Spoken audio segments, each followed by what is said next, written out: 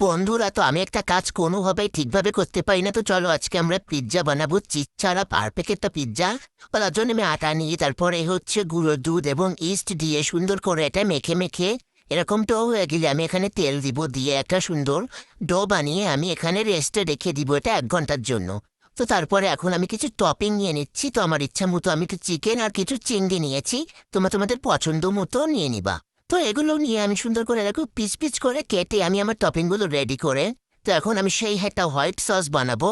তো চলো আমি কড়াইতে তেল দিয়ে এবং আটা দিয়ে গুটাই তো দুধ দিয়ে দিলাম, উড়িষ্যার তো লবণ এবং ঝালের গুঁড়া একটু জিয়ার গুঁড়া দিয়ে হয়ে গিয়েছে। তো দেখো সেই আটার ডোটা হচ্ছে আমি কিছু স্কিপ মানে বললাম না, আমি একটা ভুল করেই ফেলি, কোনো না কোনো ভুল। তো আমি টপিং দিয়ে ক্যাপসিকাম এবং পেঁয়াজ দিয়ে সাজিয়ে এটা সুন্দর করে আমি ভাপ দিয়ে নিলাম।